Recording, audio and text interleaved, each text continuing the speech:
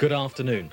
Police officers in Dorset are to be issued with longer truncheons in the new year to stem the growing number of assaults on bobbies on the beat.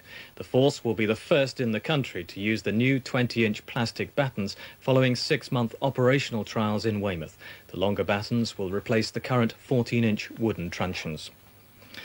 A 78-year-old widow has been brutally attacked in her own bed as she lay sleeping in her home in Portsmouth. 3 youths broke into the home of Amelia Brown and beat her black and blue. They escaped with just her handbag. Police say it was an horrific attack on a defenceless old woman. Mrs. Brown managed to alert neighbours and was taken to the Queen Alexandra Hospital at Cosham. A thief has made a return visit to a Hampshire village store he raided just over a fortnight ago. The man, aged about 20 and carrying a package which he said contained a gun, burst into the Branbridge stores in Church Lane, Colden Common last night and threatened staff. He escaped with a small amount of cash. Now, have you made your New Year's resolutions yet? Lots of people will be hoping to finally kick the dreaded weed and give up smoking. But we all know how difficult it can be. So what about laser therapy? Apparently, using a laser on special parts of the body can help you kick the nicotine habit. Malcolm Shaw has been finding out more. Using light, it seems, can stop you wanting to light up. This painless laser beam is the latest weapon against smoking. Applied to acupuncture points like the wrists, it's claimed it can cure the craving for tobacco. The laser pulses stimulate the body to produce natural chemicals called endorphins, which give you the equivalent of the nicotine buzz. Nicotine raises the endorphins briefly in the body, and that's responsible for the high that a smoker gets. Unfortunately, the other things in the cigarette smoke destroy the endorphins. So you're on a cycle situation when you smoke, with a lift of the endorphin, then a drop in the destruction, and you need another cigarette to get you the lift again. Sonia Sparrow is one of the clinic's first successes. She's tried and failed to give up smoking for the last 20 years, but she's convinced that laser therapy has worked for her. I look at other people and feel sometimes that I think, well, shall I or shan't I? And then there's something in the back of my mind that says, you know, what's the point? I've gone this far. The first week was the worst week ever for me to try and give up smoking, you know, on previous occasions. And having gone past the first week with no craving, no irritability. Treatment consists of 3 half-hour sessions costing over £100. Not cheap, but for Sonia at least, a small price to pay for a smoke-free new year. Malcolm Shaw, TVS News, Bournemouth. The daughter of a Sussex woman has been discovered alive, having been feared killed in the DC-10 air crash in Portugal earlier this month, which left 54 people dead. Nicola Gunner, who's 32, is in hospital in Rotterdam in Holland, unconscious and suffering from 60% burns. Her mother Barbara from Seaford and sister Sarah were both killed in the crash at Faro Airport on December the 21st. A couple have lost their legal fight after their cat Thomas vanished while they were on holiday. Paul Snellgrove and his wife sued the Spire Ridge cattery at Midgham near Newbury for negligence. They claimed a hole in the roof had allowed Thomas to escape. The cattery denied there was a hole and said Thomas must have forced his way through. Now a deputy district judge has dismissed the couple's claim for compensation. The New Year's honours have brought recognition for service to hundreds of people across the south. Hampshire's Chief Fire Officer John Pearson gets a CBE, as does the County Treasurer John Scotford. The former Portsmouth swimmer Sharon Davies gets an MBE for services to her sport. Olympic gold medalist Sally Gunnell from Brighton gets an MBE.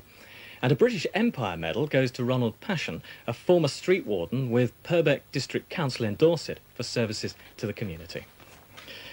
Well, as you've probably already realised, this is the very last lunchtime news on the final day of TVS.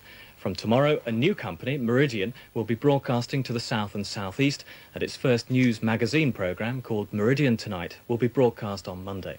It's the end of 11 years of achievement for TVS and the Coast to Coast news team. So what can the viewers look forward to? Shelley Hunt reports.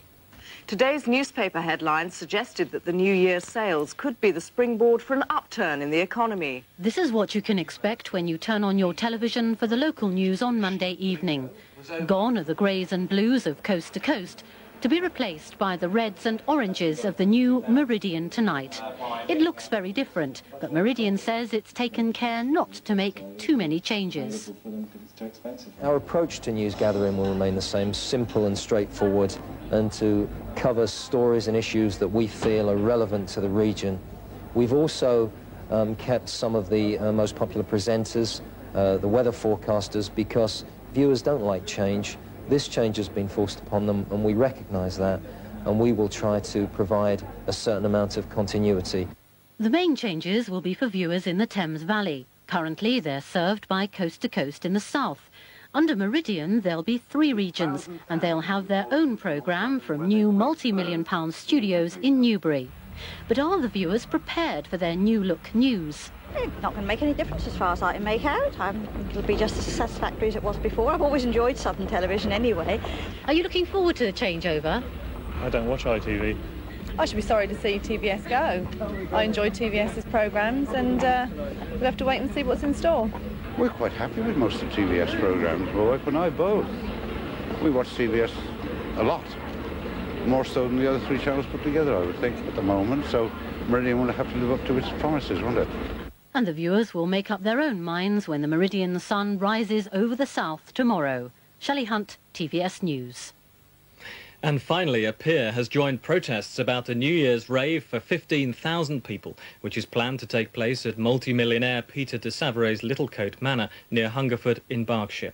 Lord Chetwood, a neighbour of Mr de Savary's, is hosting a pheasant shoot for friends. He complains that sport will be non-existent because all the birds will have fled in fright.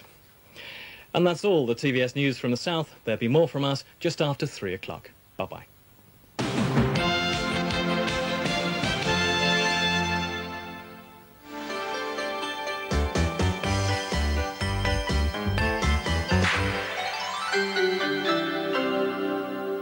Good afternoon. Well, it's rather dull and cloudy right the way across the region at the moment. There's even been the odd spot of light rain, but that cloud helped last night.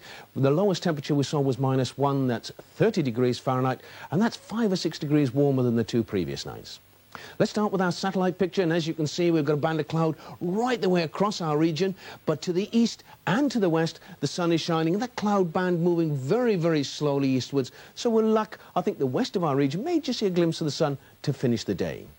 For the rest of the afternoon, we're starting out with a rather dull picture right the way through. Now, there is the odd spot of light rain and drizzle, and that's mainly East Hampshire eastwards, and that gradually dying out in the next couple of hours.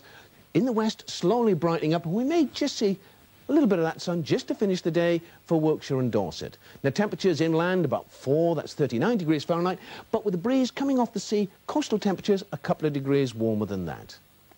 Tonight, a bit of a problem, I think, overnight tonight. Now, if we keep the cloud right the way through the area, it'll just get misty and murky with temperatures round about the freezing mark. But in the west there is a possibility we're going to see some breaks in that cloud.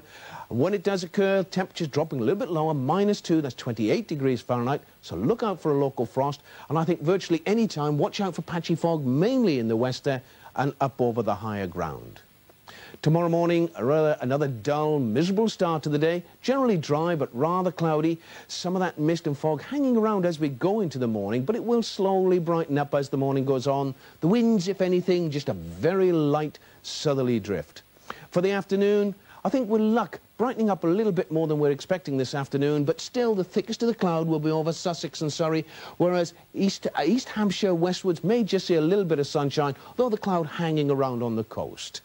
Your best temperatures tomorrow, very similar to today, around the 4 or 5 mark. Looking into Saturday, some patchy fog to start the morning, a little bit of sunshine for the afternoon. Not much change in the temperatures, around 4, that's 39. That's all from me now. Take care.